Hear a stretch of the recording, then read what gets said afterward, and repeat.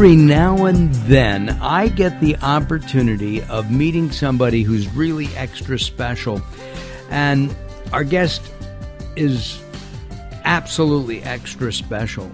She's the founder and CEO of the SOAR Community Network. We'll be finding out about that. Her name is Phonpadith. Phonpadith. And we're going to be talking about life's ups and downs today, but with a positive upbeat, because even though you can be squished one day, I guess you'd be on top of the world the next. Molly, welcome to Late Night Health. Great, thank you for having me. And I should mention, we have a beautiful picture of Molly on our website. We should do a contest and ask people how old they think she is. How old are you? 25. Okay. Have we made your day? Yes, absolutely. I was going for 21, but I'll take 25. Okay. You come from Asia. You moved to the U.S. You've had you've seen war. You've seen pain. You've seen rain. I mean, there's been a lot of ups and downs in your life. What would you say is, before we talk about specifics, what keeps you going? You know, honestly, Mark, I think what keeps me going is just the desire to really live life to the fullest, because I have experienced so much pain and so much loss and tragedy. When you witness it with your own eyes, and you've been a bridge for a lot of people who are here in this earthly plane, and watch them transition into the afterlife, it really changes your perspective on what's really important. And I will say that what keeps me going is just honoring the fact that I'm alive, and the miracle of life is still mine to not take for granted. You grew up in Laos, am I correct? I was born in Laos, and I spent the first 4.5 years of my life in Laos, but because of the Vietnam era and the civil unrest that was going on in the country, my father basically tried to escape because he worked for the old government, and he eventually did after 3 years of plotting and planning. So I don't remember much of Laos, but I do remember, the stories that my parents have told me, and it was just very interesting how I learned at such a young age to be optimistic, to always believe that no matter what, it would get better on the other side. And that's really what the Mekong River and the escape in the middle of the night with my family really helped me to hold on to as an adult. But I learned that lesson when I was 4.5 years old. Is that too young to learn a life lesson like that? To be honest with you, I think we'd learned lessons even before we came on this planet. And even as a very, very young infant, we're learning every day. We might not always remember it, but it's there. I mean, the only reason why we're able to communicate now is because in those infancy years, we were being trained already. We were introduced by a mutual friend who's very religious. And is religion important to you, or is it kind of universal to Molly? To me, religion is more, for me, about spirituality and a belief that there is something greater that's at play here than just me, myself, and I. I was raised with the Buddhist philosophy because I've come from the Eastern world, but I was also sponsored by a church right outside of Washington, D.C., when we were in the refugee camps of Thailand. So I had the benefit of going to Sunday school and being a part of that community, but I still, continue to go to the Buddhist temple and follow traditions and customs, which is more cultural to me than religious. But I do believe that faith and spirituality and a knowing deep within us that there is a greater power and a source really guides me and helps me stay centered, helps me stay optimistic. And at the same time, all of this helps maintain good health. I believe so. I mean, I believe that the belief that it was going to get better, the belief and the faith I had that there was something greater, someone greater, some power greater that was at play. Even in the midst of my pain and the tragedies that I experienced, I always knew that there had to be a reason. I didn't always know what that reason was. I couldn't always articulate it or get the answers I wanted, but there was a deep knowing, and that faith did get me through. It allowed me to get up every morning in the toughest times of my life and crawl out of bed and go in the shower and go to work and make a difference every day that I take breath and release breath. So it definitely does make a difference. I really believe it helps with our sanity. Yeah. And it helps us keep moving forward. You have, in your young life, had several different jobs. You've been a financial planner. You've done media. You do media now. You do a variety and have done a variety of things. Do you like switching gears? I mean, going from financial planner to media guru is a 180-degree change. You know, it's funny when you say, "Do I like change?" I think I'm open and I like to experience new things. But honestly, it really was about uncovering what my greatest gifts and talents were. And it took me a long time to actually have enough experience in my life to know that I had talents to offer. The gifts obviously came with me, but the experience and talents also aligned with my natural gifts has allowed me to really have clarity about what I want for my life. And until I really knew what that was, I was just trying things. And I think that's really important for us to stay open and try things until we really feel deep down inside of us that when we land somewhere and it feels just right and it flows, and we can throw all of our passion and hope into it, which I really believe I'm here today doing what I'm doing now.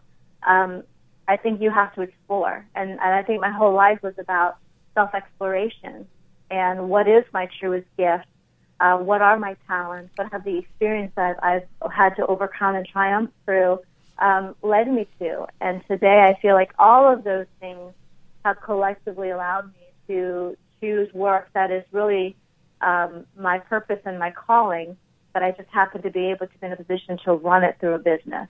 It's interesting because next week our regular contributor, Robert Clancy from The Hitchhiker's Guide to the Soul, talks to us about how to shine. I think I recommended that book to you.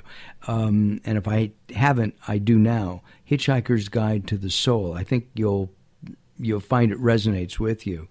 And he talks about how most people stand in the shadows, but they have so much to give, so many gifts. That's what you're saying, too.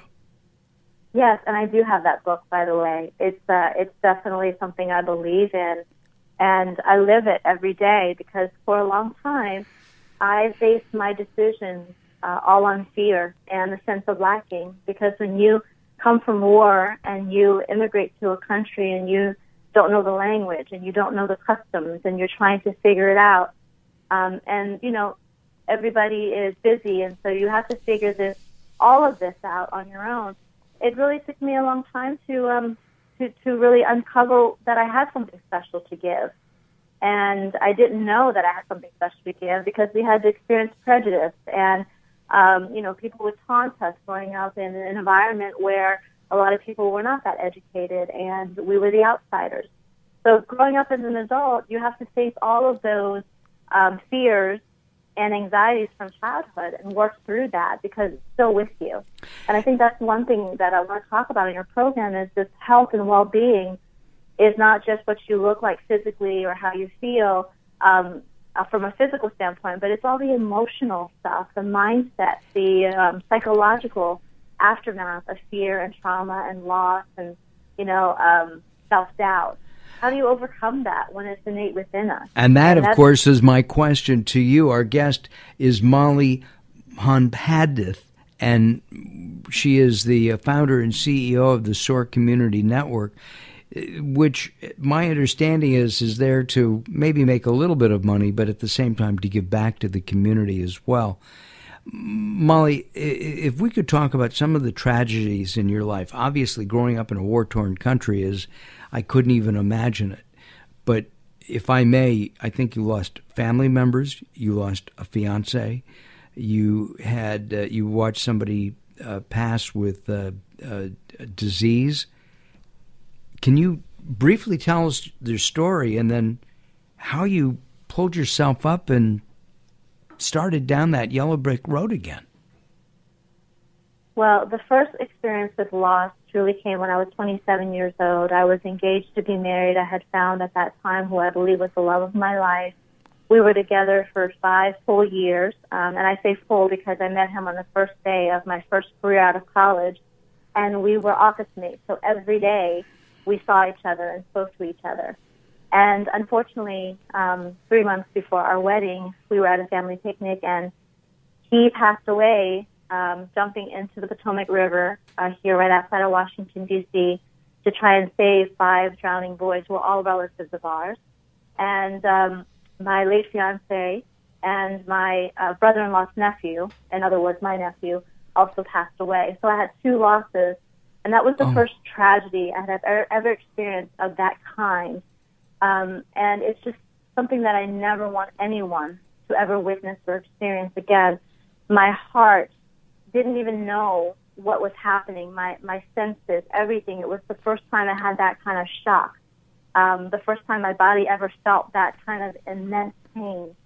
And, fast forward 2 years later, my godfather, who was one of the church members who actually sponsored my family, passed away from lung cancer, and 6 months later my own father passed away from liver cancer, and we didn't know that they were even sick, and it was very quick. Fast forward 2 years after that, my best friend committed suicide. That tore me up inside because that was not ever expected. How are you not drinking every day? I'm serious. I ask myself that a lot, all the time, and you just within a span of 10 years, I lost 7 people that were not just distant or acquaintances. They were very, very close to me. My grandmother was my most recent loss. And I tell you, Mark, I think it just really comes down to a desire, a knowing, this blind faith that I just have to believe there's a purpose and a reason why all this is happening, and to look at a way to really think of a positive way, a positive spin, because otherwise I would not have been able to, with so much loss and so much pain, even move a finger to get out of bed. And knowing, on the other hand, knowing that my understanding from the story you just told me is that your nephew and your fiance were trying to save other people's lives. Well, it's been a hard journey because all the different losses I've had were different, but they were also very unexpected. You have the tragedy of loss, which is an accident, and you have the anticipatory loss, which is someone's sick, and you have some time to say what you need to say. Yeah, the sudden is very hard. I've experienced that. We're going to take some time out. Our guest is Molly Phonpadith, and we're going to continue our conversation about how overcoming tragedy can make you stronger, but you have to let it. More coming up here on Late Night Health. Join us at latenighthealth.com and let us know what you think. latenighthealth.com. All right, more coming up. Molly and I will be back. Don't go away. More just around the corner.